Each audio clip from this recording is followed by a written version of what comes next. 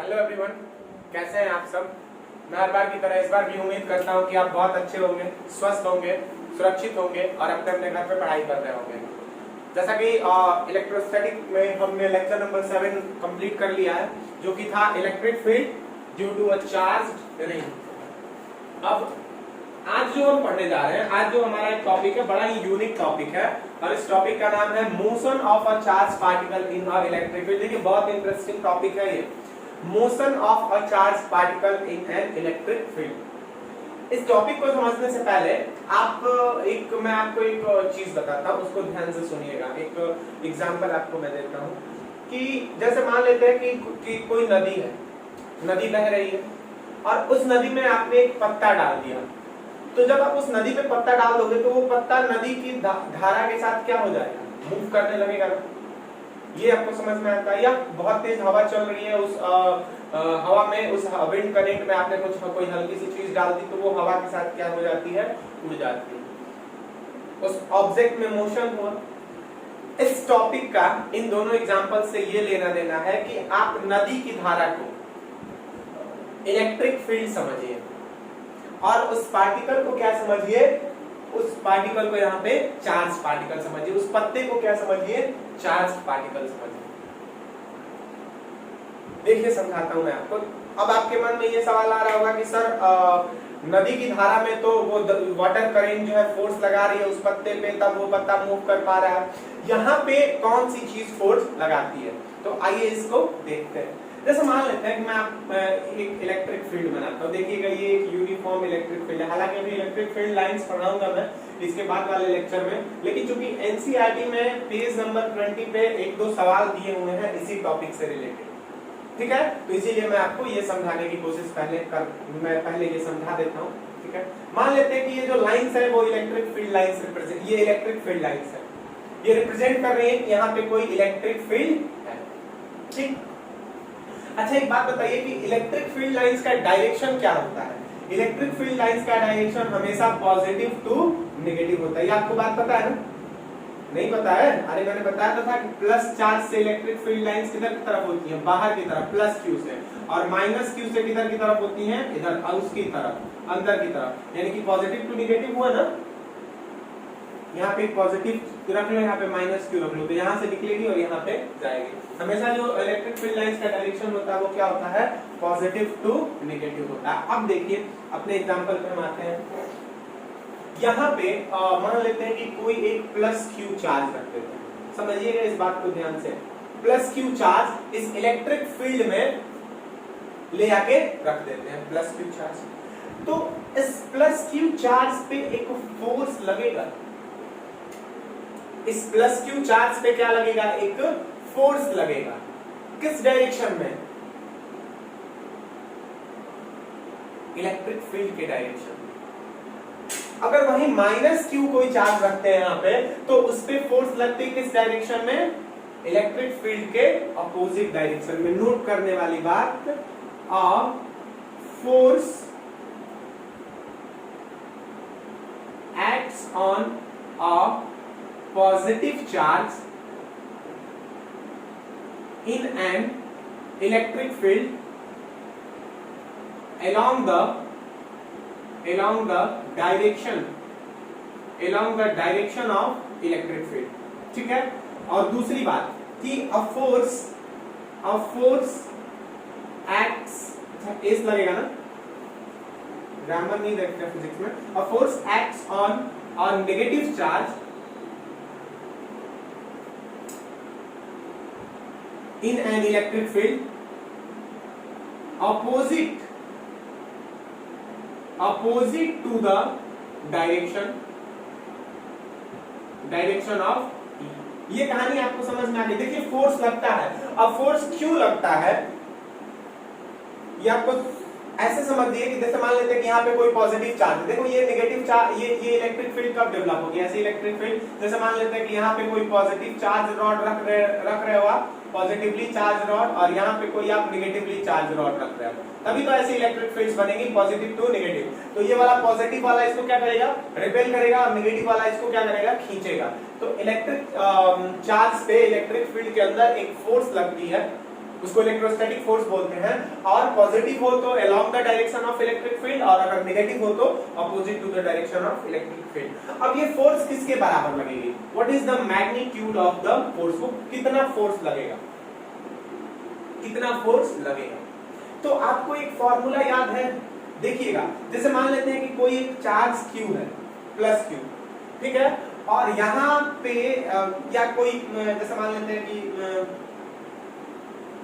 जैसे मान लेते हैं कोई चार्ज प्लस Q है, ठीक है, और यहाँ से r डिस्टेंस की दूरी पे एक पॉइंट है जिसपे हमने एक टेस्ट चार्ज रखा हुआ है। क्या रखा हुआ है? हमने इस पे टेस्ट चार्ज रखा हुआ है। तो इस टेस्ट चार्ज पे इलेक्ट्रिक फील्ड निकालने का फॉर्मूला आपको याद है? यहाँ पे इस चार्ज की वजह से इस पॉइंट पे इलेक्ट्रिक फील्ड क्या होगा? तो E का फॉर्मूला मैंने आपको बताया था ना, F/Q0। याद है आपको? यहाँ इस जगह पे कितना फोर्स लगेगा divided by magnitude of the charge. उस चार्ज पे कितना फोर्स लगेगा इस चार्ज की वजह से divided by magnitude of that charge. ये आप पढ़ चुके हो।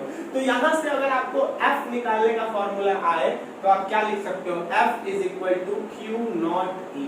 ये समझ में आई कहानी? ये वाली। वैसे तो एक F का formula K Q1 Q2 by R square होता है, लेकिन इलेक्ट्रिक फील्ड के टर्म में फोर्स का फॉर्मूला क्या हो जाएगा? F is equal to QE। और इसी फोर्स की वजह से क्या होता है? किसी भी चार्ज पार्टिकल का इलेक्ट्रिक फील्ड में मोशन होता है। मोशन भैया किसी चीज पे मोशन कब होगा? किसी चीज पे मोशन कब होता है? जब तुम उसको, जैसे मान लो कोई मैं सोया हूँ, मैं क्यों सो, मेरा एग्जांपल यहाँ फिट नहीं बैठेगा। जब मान लो तुम सोए हुए हो, ठीक है, मैं तुमको आगे एक झापड़ मारता हूँ, तुम पे मोशन लगा, तुम उठ के वहां से क्या कर दोगे? भाग जाओगे। फोर्स लगा तुम पे। या किसी भी चीज को आप पुश करो या पुल करो, उस पे फोर्स लगाओगे तो उसमें मोशन होती है। तो यहाँ पे फोर्स लगेगा किसके बराबर? QE के बराबर, charge into electric field. Force का ये फॉर्मूला, ठीक। तो आप समझ गए कि किसी भी चार्ज पार्टिकल को अगर किसी इलेक्ट्रिक फील्ड में हम रखते हैं तो उस पे क्या होती है? एक फोर्स लगती है, और उस फोर्स की वजह से वो चार्ज पार्टिकल क्या होता है? मूव करने लगता है। मान लो कि यहाँ पे एक चार्ज लेके आओगे ना, सर इधर भाग जाएगा वो। छोड़ो, यहाँ पे पकड़े हो, जैसे ही छोड़ेगा सर करके भागेगा वो। मतलब आवाज नहीं आएगी ऐसी, लेकिन वो क्या करेगा? भाग जाएगा। मान लो यहाँ पे कोई इलेक्ट्रिक फील्ड है इस डायरेक्शन में ऐसे इलेक्ट्रिक फील्ड है। यहाँ पे तुम एक नेगेटिव चार्ज लेके यहाँ पे जैसे ही छोड़ोगे ना, ऐसे एकदम तेजी से इधर की तरफ भागेगा, उसकी अपोजिट डायरेक्शन में। क्यों? क्योंकि उस पे फोर्स लगी होती है। तो बस टॉपिक इतना ही था। इस टॉपिक को डिटेल में समझने के लिए हमको इस पे क्या करना पड़ेगा? कुछ क्वेश्चन करना पड़ेगा। तो आइए कुछ सवाल करते हैं।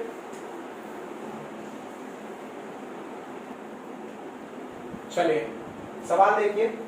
A charged particle of mass m and charge q is released from rest in a electric field of constant magnitude E। Constant magnitude का मतलब ये होता है कि इलेक्ट्रिक फील्ड में हर जगह पे उसकी वैल्यू क्या है? बराबर है। यानी कि जो इलेक्ट्रिक फील्ड यहाँ पे है वही यहाँ पे है, वही यहाँ पे, वही यहाँ पे है, ठीक है, इलेक्ट्रिक फील्ड E। अब देखो ये प्रैक्टिकली तो पॉसिबल, हमने पढ़ा था कि एक चार्ज की वजह से इलेक्ट्रिक फील्ड यहाँ पे इतना होता है, यहाँ पे इतना कम होता जाता है। कुछ ऐसी चीजें बनाई, कुछ इस तरीके से प्रैक्टिकली इसको बनाया गया है कि मैग्नीट्यूड क्या है? कांस्टेंट है। A charged particle of mass m and charge q is released from rest in an electric field of constant magnitude E। यहाँ पे एक चार्ज पार्टिकल, एक पार्टिकल को हम यहाँ पे ले आके यहाँ पे या कहीं पे भी इसमें से छोड़ देते हैं। कांस्टेंट है हर जगह पे, यहाँ पे ले आके हम इसको यहाँ पे छोड़ देते हैं। अब इसका जो मास है वो m है, और इसकी जो चार्ज है वो, इस पे चार्ज कितना स्टोर है? Q। ठीक। तो अब इसमें क्या होगा? एक मोशन होगा ना। अगर ये पॉजिटिव है, मान लेते हैं कुछ टाइम के लिए प्लस Q है ना, माइनस Q नहीं लिखा हुआ, पॉजिटिव चार्ज है, तो ये क्या होगा? ये इस डायरेक्शन में मूव करने लगेगा, इस डायरेक्शन में एक्सेलरेट करने लगेगा। क्यों? क्योंकि इस पे इसी डायरेक्शन में क्या लगेगी? फोर्स लगेगी, इलेक्ट्रोस्टैटिक फोर्स इस पे लगेगी ना, इस डायरेक्शन में। बताते जाइए ना, इलेक्ट्रोस्टैटिक फोर्स इस पार्टिकल पे इस डायरेक्शन में लगेगी, क्योंकि ये पॉजिटिवली चार्ज है। पॉजिटिवली चार्ज वहां पे लिखा हुआ है, प्लस Q लिखा हुआ है, ठीक है। पॉजिटिवली मान भी लो ना, नहीं भी लिखा हुआ तो मान लो पॉजिटिव, नेगेटिव भी मान के वहीं बना सकते हो, सेम कार्य होगी, तब यहाँ पे रखना पड़ेगा।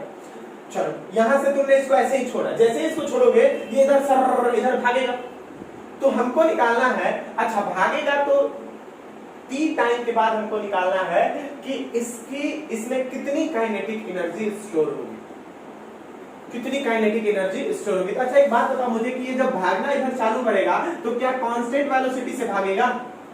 कांस्टेंट वेलोसिटी से नहीं भागेगा, क्योंकि इस पे कंटीन्यूअसली फोर्स लग रही है। तो किसी भी चीज पे कंटीन्यूअसली फोर्स लगाते जाओ तो उसमें क्या होने लगता है? एक्सेलरेशन होने लगता है। तो हमको क्या निकालना है कि t टाइम के बाद काइनेटिक एनर्जी निकालनी है, काइनेटिक एनर्जी।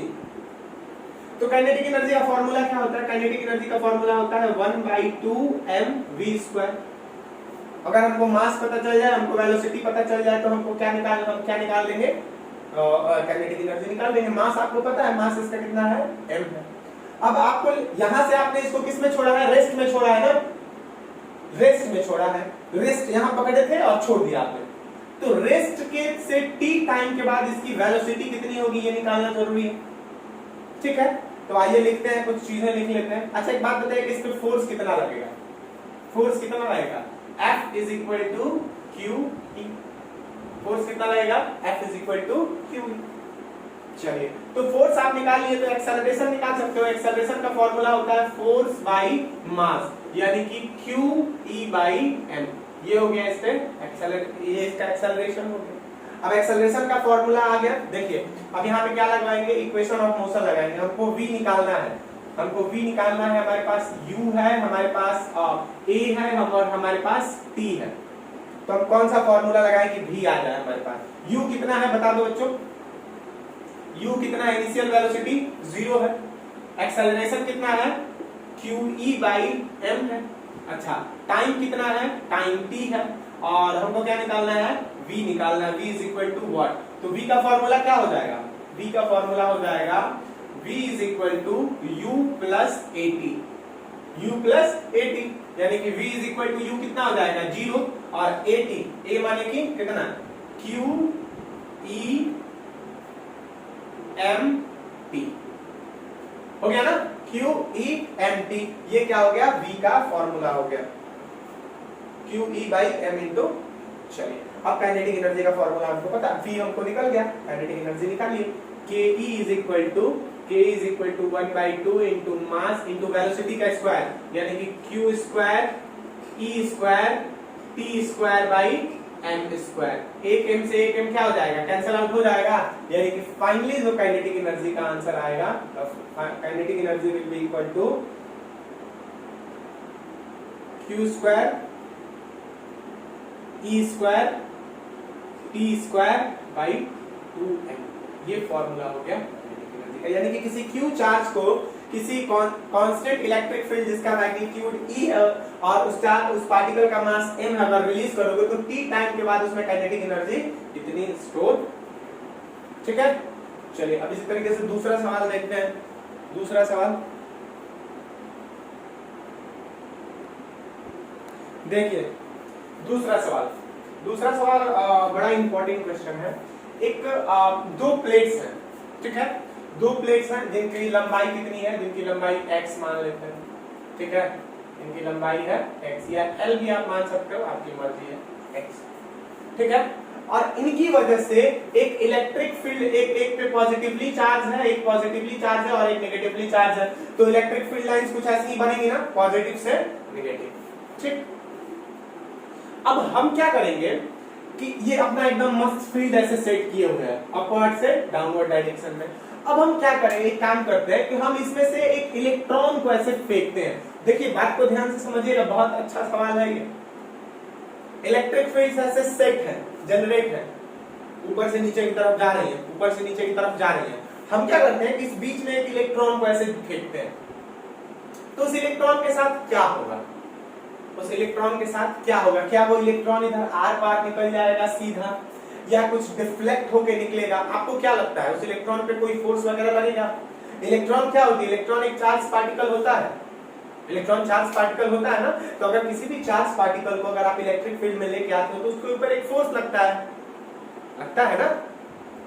तो अब जरा मुझे बताइए कि अगर यहां से हम एक इलेक्ट्रॉन को, यहाँ पे एक इलेक्ट्रॉन है, इस डायरेक्शन में प्रोजेक्ट करते हैं, फेंकते हैं, यहां से ऐसे टपक अंदर की तरफ फेंक देते हैं। तो देखो यहाँ पे फेंकने टाइम ये इनिशियली मान लेते हैं रेस्ट में नहीं जाएगा ना, इसकी कोई वेलोसिटी होगी और उस वेलोसिटी को मान लेते हैं कि हम वो क्या है, v नॉट वेलोसिटी है। v नॉट वेलोसिटी से हम इसमें इलेक्ट्रॉन को ऐसे फेंकते हैं।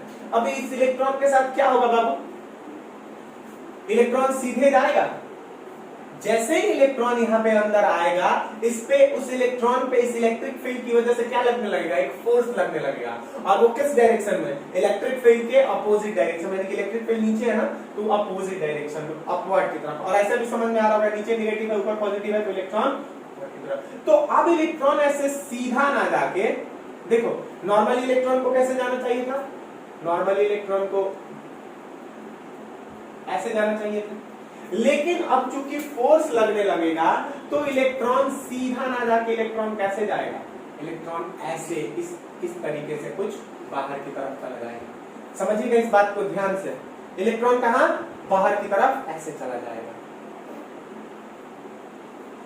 तो अब देखो यहाँ पे हमको निकालना क्या है, हमको यहाँ पे निकालना है, पहली बात तो ये निकालनी है कि इलेक्ट्रॉन अपने रास्ते से कितना डेविएट हुआ है, ये वाली वैल्यू। ये इलेक्ट्रॉन को निकालना कैसे था, इलेक्ट्रॉन को ऐसे निकालना था, लेकिन इलेक्ट्रॉन कैसे निकल गया, यहां से निकला। तो ये वाली वैल्यू हमको निकालिए, मान लेते हैं कि ये y है, ठीक, समझ में आ रही बात। पहली चीज हमको निकालनी है कि क्वेश्चन नंबर 1 है कि path deflection of electron, electron कितना रास्ता भटका, इसको जाना यहां चाहिए था लेकिन निकल यहां पर आया। तुम यहां पे अपना हाथ लगा के बैठो कि यहां पे आएगा तो कैच कर लेंगे, लेकिन वो निकल वहां से गया। तो पहली चीज तो क्या निकालनी है हमको, y की वैल्यू निकालनी है। दूसरा चीज हमको क्या निकालना है, angle of deflection, angle of DEFLECTION। Angle of deflection का मतलब कि इलेक्ट्रॉन एकदम यहां से पैरेलली जाना चाहिए था, सॉरी इसके परपेंडिकुलरली जाना चाहिए था ना, यहां से एकदम 90 डिग्री पे ऐसे निकलना चाहिए था, लेकिन अब इलेक्ट्रॉन निकल कैसे रहा है, देखो तो इलेक्ट्रॉन का एंगल ये वाला, ये यानी कि अब की बार हमको क्या निकालना है, थीटा। अरे भाई देखो इलेक्ट्रॉन को निकलना ऐसे था, लेकिन इलेक्ट्रॉन निकल कैसे रहा है, ऐसे निकल रहा है ना, तो यहाँ से ये कितना थीटा डिफ्लेक्ट हुआ। ये दो चीजें हमको क्या करनी है, निकालनी है, ठीक है। इलेक्ट्रॉन पे चार्ज कितना होता है, इलेक्ट्रॉन पे चार्ज होता है E, और इलेक्ट्रॉन के मास को मान लेते हैं हम, ठीक है। चलिए अब कुछ बातें हम कर लेते हैं। अच्छा एक बात बताओ मुझे कि इस रास्ते में, इस पूरे रास्ते में आपको दिख रहा होगा ना कि इलेक्ट्रॉन जो है वो 2 डायमेंशनल मोशन कर रहा है। 2 डायमेंशनल मोशन मतलब कि आगे भी बढ़ रहा है और ऊपर की तरफ भी जा रहा है, यानी कि ये एक्स एक्सिस में भी एक मोशन कर रहा है और वाई एक्सिस में भी एक मोशन कर रहा है। तो हम धीरे धीरे हम दोनों एक्सिस पे हम चर्चा करेंगे, देख लेते हैं। इधर पहले लिख लेंगे एक्स वाले में और उधर इधर लिख लेंगे वाई वाले में, इन दोनों की बातें हम करेंगे। इधर वाले को एक्स मान लेते हैं और ऊपर वाले को वाई मान लेते हैं। चलिए निकालते हैं, ठीक। अच्छा एक बात बताओ मुझे कि इनिशियल इसकी वेलोसिटी कितनी है, याद है ना, इनिशियल वेलोसिटी इसकी क्या है, v है। अगर आपसे कोई पूछता है कि इस इलेक्ट्रॉन पे अंदर आने के बाद फोर्स किस डायरेक्शन में लग रहा है, तो फोर्स लग रहा है इस पे किस डायरेक्शन में, बताइए मुझे। वाई डायरेक्शन में फोर्स लग रहा है ना। अंदर आने के बाद, अंदर आने से पहले की बात नहीं कर रहा हूं मैं, अंदर आने के बाद इसमें फोर्स किस डायरेक्शन में लग रहा है, वाई डायरेक्शन में लग रहा है। अच्छा देखिए मैं कुछ बातें यहाँ पे लिख देता हूँ, पहले इस तरीके से समझिए।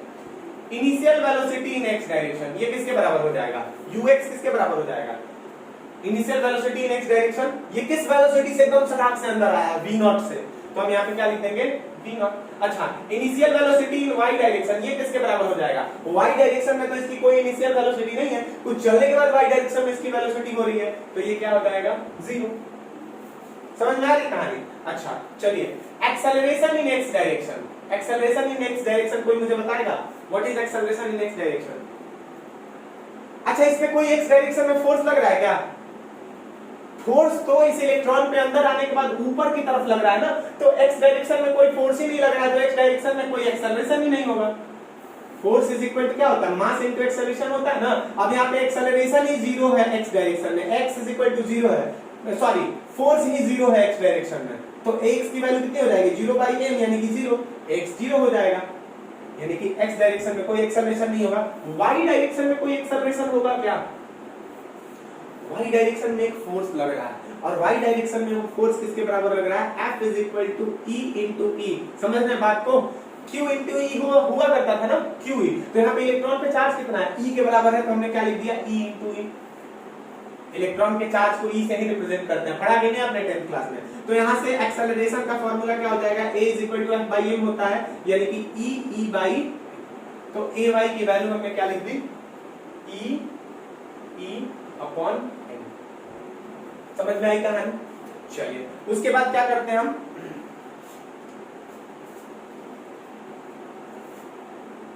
SX distance in x direction. इसने x डायरेक्शन में कितना डिस्टेंस ट्रेवल किया है? तो x डिस्टेंस ट्रेवल किया है, ठीक। अच्छा, डिस्टेंस इन y डायरेक्शन, तो वो कितना है? वो y के बराबर है, इतना। x में इसने इतना ट्रेवल किया और y में इसने कितना ट्रेवल किया? इतना ट्रेवल किया। समझते जाइएगा बात को। अच्छा, टाइम देखिएगा, बहुत इंपॉर्टेंट चीज। एक बात मैं आपको बता दूं कि time taken to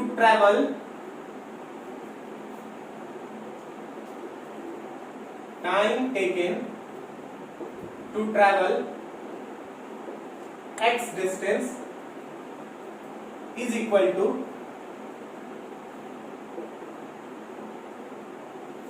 time taken to travel y।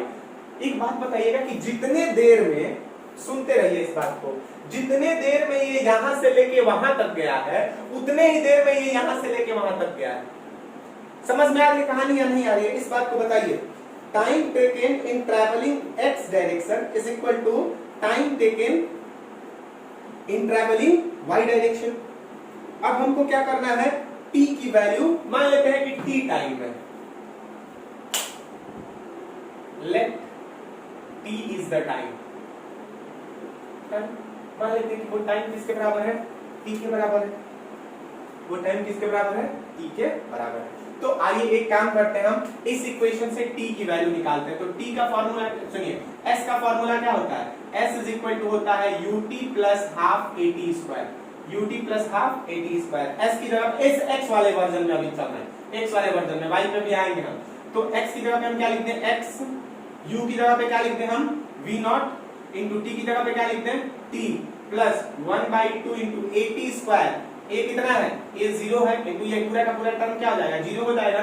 तो यहाँ से t की वैल्यू किसके बराबर हो जाएगी? t की वैल्यू हो जाएगी x/v0 के बराबर। अब यही x/v0 इधर भी यूज होगा, यही x/v0 इधर भी यूज होगा ना। चलिए अब क्या निकालना है हमको? इधर y निकालना है। तो फिर से वही formula, s is equal to ut plus half at square, ut plus half at square. s की जगह पे हमको क्या निकालना है? y is equal to y की वैल्यू निकालनी है। तो u की जगह पे हम क्या लिख देंगे? uy की जगह पे 0 लिख दें, तो ये पूरा का पूरा टर्म 0 हो जाएगा, 0 यानी कि 1/2 इंटू 0 लिखना जरूरी है, चलो मैं लिख दे रहा हूं, 0 प्लस 1/2 इंटू एक्सेलरेशन की वैल्यू कितनी आई है? एक्सेलरेशन की वैल्यू e/m इंटू t की जगह पे मैं कितना लिखूं बताओ? t की जगह पे x/v0 है ना, तो मैं यहाँ पे लिख सकता हूँ x² का स्क्वायर, x² का स्क्वायर। अब y की वैल्यू किसके बराबर हो जाएगी? y की value 1/2 e x² upon m v0 का होल स्क्वायर, ये होती है y की वैल्यू। इसको याद कर लीजिएगा, y की वैल्यू। देखो अब बोलोगे सर इसमें आपने इतना लंबा चौड़ा क्यों किया? देखो इस y की वैल्यू निकालने में आपको कोई एक ऐसी चीज नहीं है जो गिवन नहीं होगी। देखो E आपको गिवन रहेगा, कैपिटल E, इलेक्ट्रिक फील्ड भी गिवन रहेगा, ये x गिवन ही है, ये y निकालना है ना, x तो गिवन है। उसके बाद 1/2 mass of electron, initial velocity भी आपको क्या रहेगी?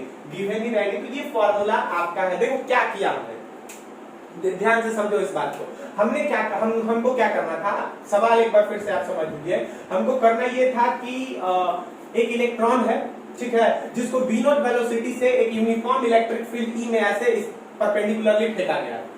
तो जब हमने जब ये इलेक्ट्रॉन अंदर आया हम तो एक्सपेक्ट कर रहे थे कि जैसा फेंका जाएगा उसी तरीके से वो बाहर की तरफ चला जाएगा, लेकिन जब अंदर आया तो हमने देखा कि इस पे तो एक ऊपर की डायरेक्शन में फोर्स लगेगा, क्योंकि किसी भी चार्ज पार्टिकल में इलेक्ट्रिक फील्ड के अपोजिट कोई भी चार्ज पार्टिकल अगर इलेक्ट्रिक फील्ड में आता है तो उस पर एक फोर्स लगता है, इधर की तरफ फोर्स लगने लगा था। तो हमने देखा कि जो इसको यहां से निकालना था, अब ये कहां से निकल रहा है, यहां से, तो हमको ये y निकालना था।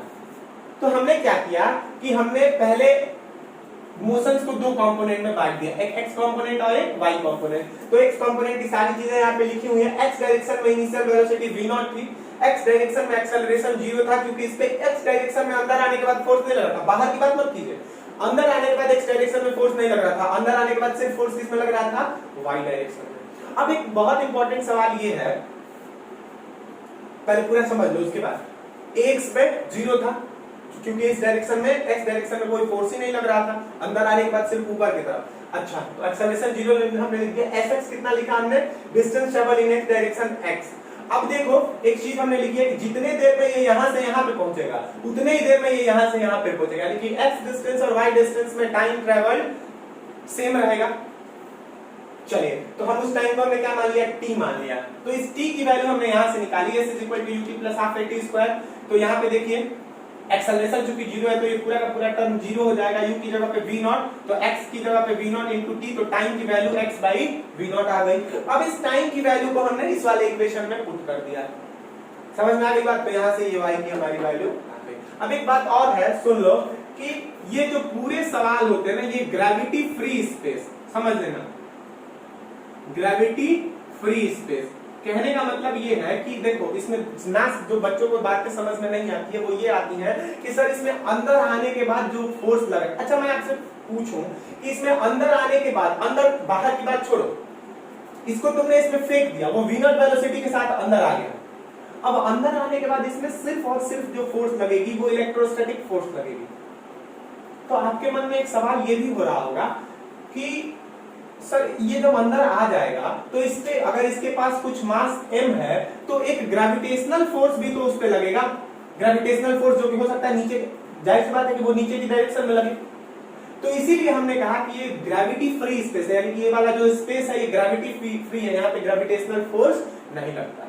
हाँ, आईआईटीज में कुछ सवाल ऐसे भी आते हैं कि वो ग्रेविटेशन वगैरह का भी कैलकुलेट करना पड़ता है, ग्रेविटेशनल फोर्स और इलेक्ट्रोस्टैटिक फोर्स। तो वो अभी अगर आप कहेंगे तो उस पर मैं वीडियो अपलोड कर दूंगा, बोर्ड के पॉइंट ऑफ व्यू से वो इंपॉर्टेंट नहीं है। तो पहला सवाल आपने y की वैल्यू आपने निकाल ली। अब क्या करना है हमको, थीटा निकालना है। तो चलिए थीटा की बात कर लेते हैं। चलिए थीटा निकालने के लिए ना हमको वेलोसिटी की हेल्प लेनी पड़ेगी।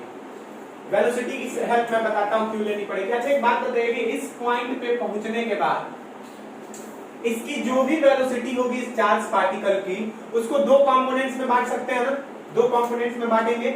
एक तो हो जाएगा इस डायरेक्शन में, एक हो जाएगा इस डायरेक्शन में जिसको हम क्या बोलेंगे vx, और एक हो जाएगा इस डायरेक्शन में, दिख रहा है ना, जिसको हम क्या बोलेंगे v और y, vx और vy। जरा हम इन vx और vy को सेपरेटली निकाल लेते हैं, vx और vy को क्या करेंगे, सेपरेटली निकाल लेते हैं। ये मैं मिटा दे रहा हूं।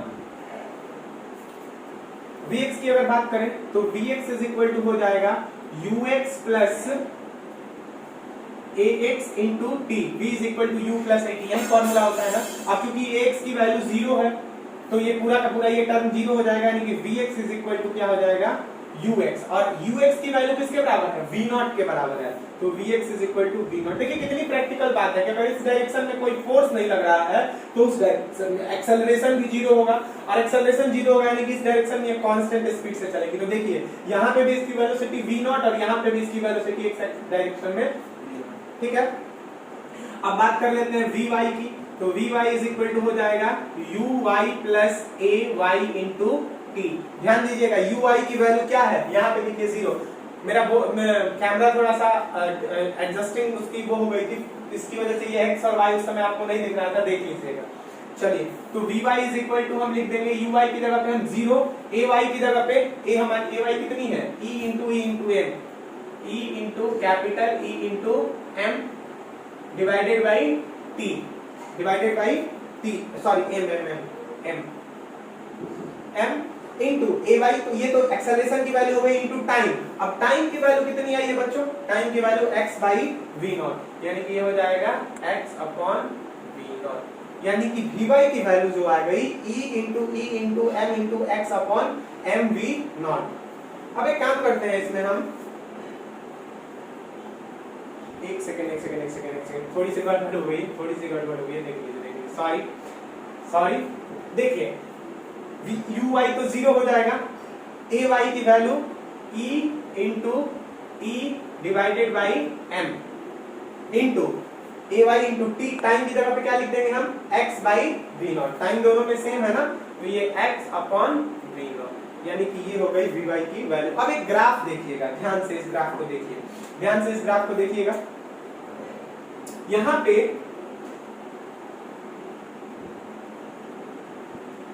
ये हो गई वेलोसिटी किस डायरेक्शन में? ये हो गई वेलोसिटी y डायरेक्शन में, ये हो गई वेलोसिटी x डायरेक्शन में, और ये हो गई आपकी रिजल्टेंट वेलोसिटी जो कि ऐसे निकली है, रिजल्टेंट वेलोसिटी।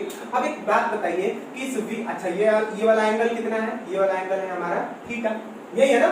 इस जगह पे हमने vy और vx निकाले। एक बात बताइए कि इस vy को हम यहाँ पे शिफ्ट कर सकते हैं ऐसे, वेक्टर आपको ये इजाजत देता है ना कि इस वेक्टर को यहाँ पे शिफ्ट कर लीजिए। अब एक बात बताइए, आ जाइए अपने, तो ट्रिग्नोमेट्री पे अगर आप आ जाएं तो tan theta is equal to क्या हो जाएगा? परपेंडिकुलर बाई बेस, यानी कि vy अपॉन vx।